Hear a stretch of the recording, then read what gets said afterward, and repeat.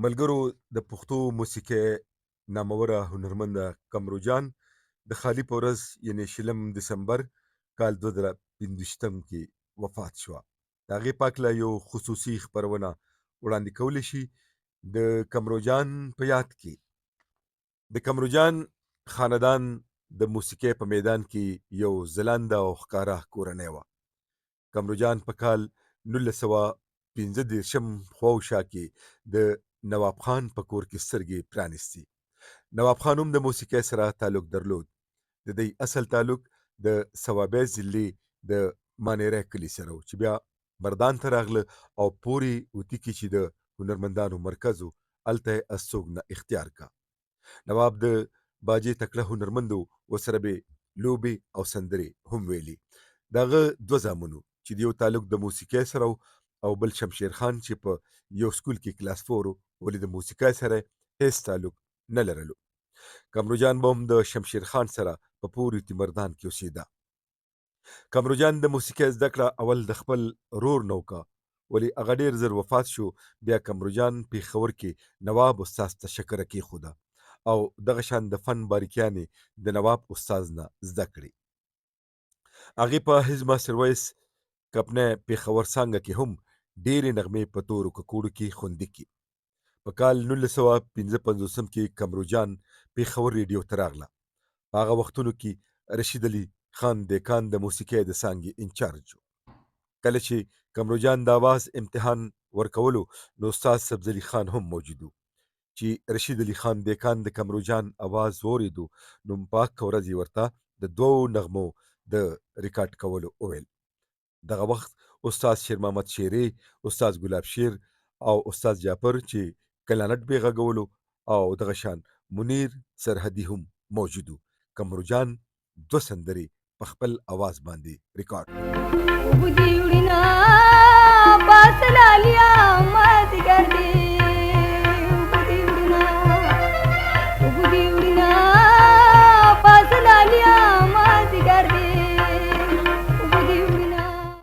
قمرو جان داسې فنکاره وه چې هغې هر صنف ډېر په ښه او زړه پورې انداز باندې ویلی شو، ولې د هغې د خوښې صنف بدله وه.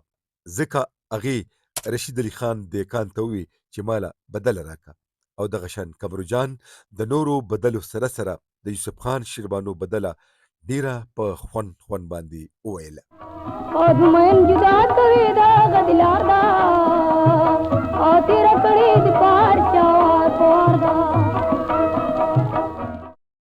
قمرو جان د ډیرو نارینه‌و سندرغاړو سره جوړه نغمې هم بېشمېره ویلي دي، لکه استاد فضل ربي، ملا عبدالوهاب، استاد احمد ګل، او په میرمنو سندرغاړو کې نګار سلطان، باچا زرین جان، معشوق سلطان او دغه شان د نورو سره ډېرې سندرې په ریډیو باندې ویلي دي. ارواښاد نثار محمد خان چې د قمرو جان ډېرې نغمې په ریډیو باندې ریکارډ کړې وي، هغه بیا دا فلمي دنیا ته بوتله او په فلم وینه او مینه کې دا بدله ووی خطا نشي د دنیا په سود او زیان.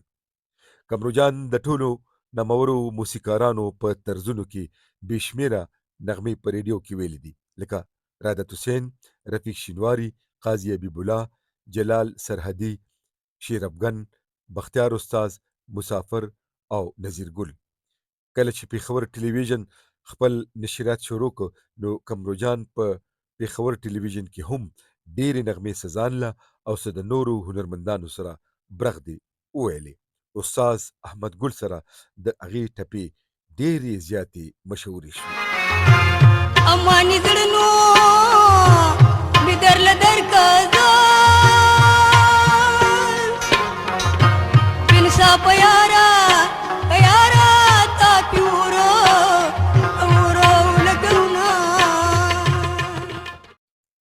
در یاده به کم چې قمرو جان د مشهورو سندرغاړو خانم جان، دلبر جان بلیلی او باچا زرین جان میرنۍ خورم وه، ځکه چې د باچا زرین جان پلار کله وفات شو نو د هغې مور بیبي د قمرو جان د پلار نواب سره واده وکړو، ولې د نواب نه بچي نه و.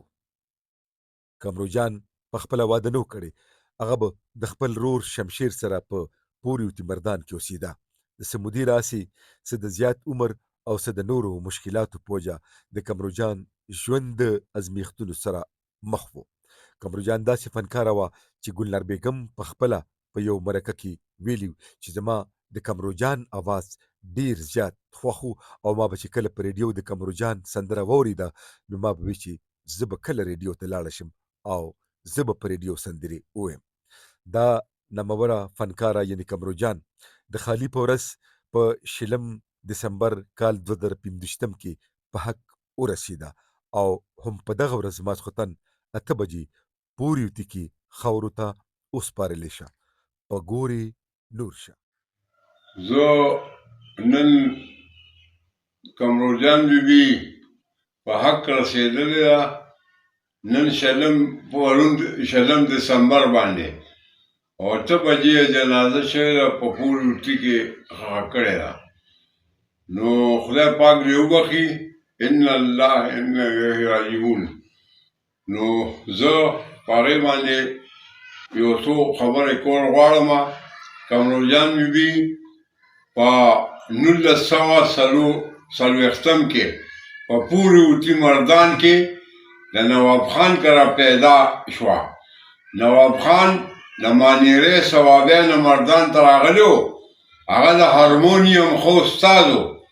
حالانکې د دې په کورنۍ کې دا فن نه و، ولې نواب خان یې شوق لرلو. د قمرجان کورنۍ د موسیقي په دنیا کې یو ځلانده ښکاره کورنۍ ده. نواب خان 2 ودونه کړي وو. د یوې نه قمرجان او 2 زامن وو چې یو زوی یې وفات شوی دی او بل شمشیر نوم یې لا تروسه ژوندی دی. د بلې مور نه خانم جان، صوبه جان، دلبر جان بلېدی چې د هغې نه مونږ ډېر انټرویو کړی د بلېدی نه. باچا زین جان چې د دې نه سکه خویندې وې د دوی وروڼه نه وو. د قمرجان یو خپله سکه خور هم فنکاره وه، ولې په ښه کورنۍ کې واده شوی و. قمرجان د خپل پلار نه دغه اثر واخیسته، د موسیقۍ سره یې زړه ولګېده.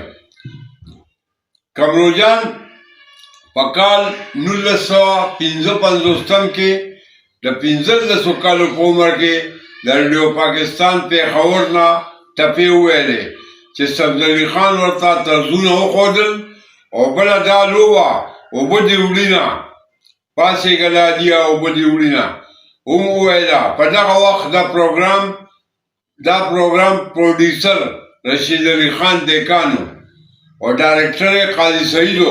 خو قمرجان وایي چې ما رشید علي دیکان ته وویل چې ما له بدله راکړه. هغه ویل چې بدله خو سړي وایي. نو بله دا چې